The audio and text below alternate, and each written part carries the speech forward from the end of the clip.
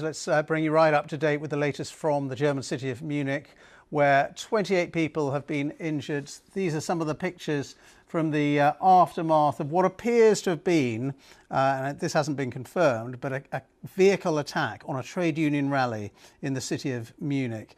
Now, the police are saying that they have detained a 24-year-old Afghan asylum seeker who was known to the police, and the Bavarian Prime Minister Markus Söder has said it was a suspected attack. It was probably an attack, said the Bavarian Prime Minister, who was at the scene of that incident.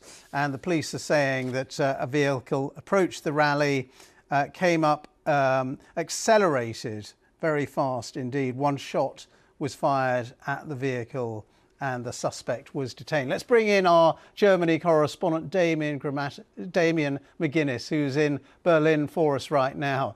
Damien, just bring us up to date with the details that you have about what happened there in Munich.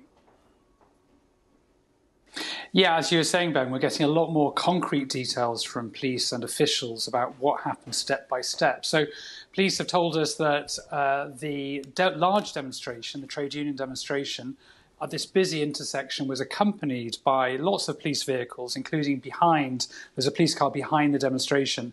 They noticed that a beige Mini Cooper was driving along behind the demonstration and suddenly sped up as if to overtake and then rammed into the crowd, indicating, according to officials, that this does seem to have been an intentional attack, as they put it. And we now know that the suspect who has been arrested is a 24-year-old Afghan asylum seeker. We don't know the motivation. Nothing has been said about any potential political affiliation or ideology. But I think we can say already that this is going to have, again, huge political ramifications, because we've got elections here in 10 days' time.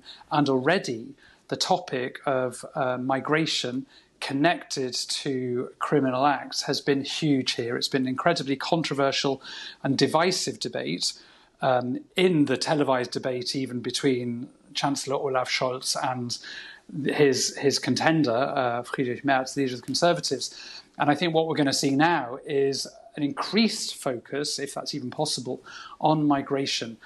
And whatever the motivation behind this incident, I think that's inevitable now. And Damien, just some context, there have been previous vehicle attacks in Germany, haven't there, with very serious loss of life? Yeah. Yeah, and that's why the issue of security is playing so big in the election campaign right now. So you'll probably remember, Ben, that just before Christmas, there was a car attack on a Christmas market in the eastern German city of Magdeburg, and there a man rammed a car into a large crowd, and that shocked the nation. Then last month there was another attack, a knife attack in Aschaffenburg, where a man who had come to Germany from Afghanistan attacked a group of kindergarten children, killing a child and a passerby who tried to intervene. That also shocked the nation. That attack, that most recent one in Aschaffenburg in Bavaria, particularly led to a ferocious debate over migration. Until that point, migration hadn't really been a big feature of the election campaign. But that's the point at which the Conservative leader, Friedrich Merz, who wants to be Germany's next chancellor, as he described it, went all in on migration and suddenly started proposing some very radical measures on closing Germany's borders and knocking back all asylum seekers effectively from Germany's borders. Those measures were seen as very controversial by a lot of people, but nevertheless it puts migration first and top of the campaign.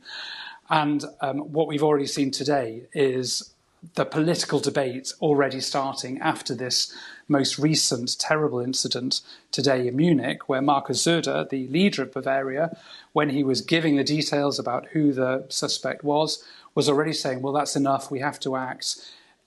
Basically saying, talking politically about this terrible incident. So I think this is really going to impact the election, and it's only going to make an already ferocious campaign and debate over migration even fiercer.